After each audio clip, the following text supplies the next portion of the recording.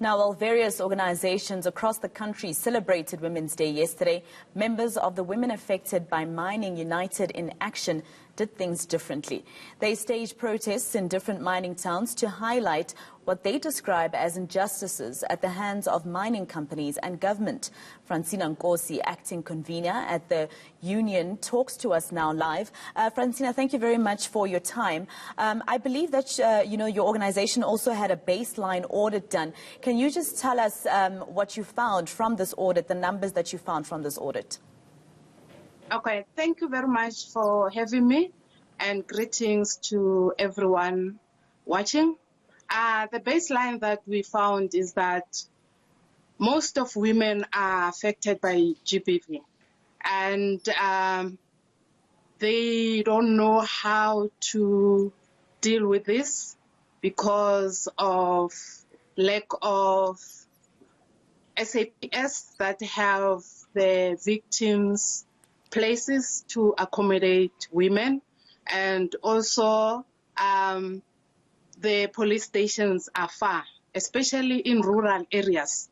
We have places where they don't have local police station or they don't have the satellite. They have to use money to travel to town to be able to get help. Now, as women living in communities around mines, are there any opportunities that arise for women that they would benefit from in those mining companies? I will give an example of Mpumalanga, where you find the big mines. Women are not getting any opportunity in mines. Only men gets opportunity working in mines, doing projects in mines. We have mines all over. We have the mine called ZEC also. They didn't support any community member.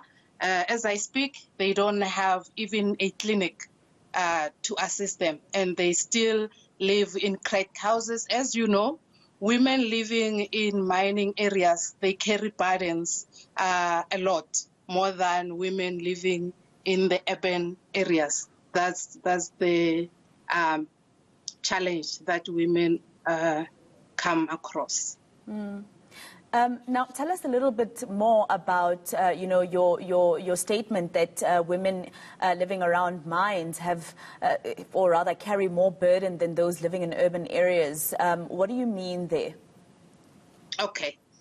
For start, when a man works in a mine, they leave their families at home. I'm talking about men who relocate in other provinces.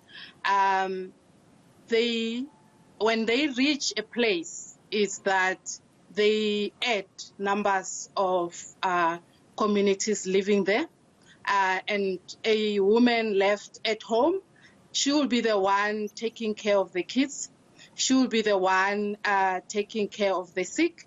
And for those who are just next to the mine with their husbands who are not employed locally, when they get sick because of air pollution, is the women who are taking care of the family, doing the washing that is affected by the blasting of a mine. They will wash a washing and put it outside, and the washing will be black with the dust of coal, and they need to rewash them again, and they don't get support of soap, they don't get support of water, because I'm talking about other places where they don't have access of water. And that thing is a challenge to women who are living in a mining host communities, because they carry a lot of burden. And others, they go a long distance to get firewood, to come back and cook for the family again.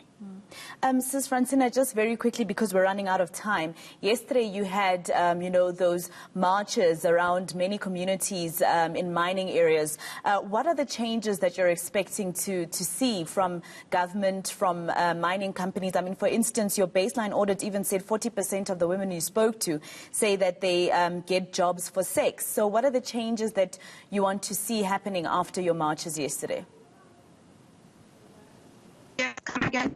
It was All right, we seem to have lost Francina Nkosi there, of an acting convener at the Women Affected by Mining United in Action.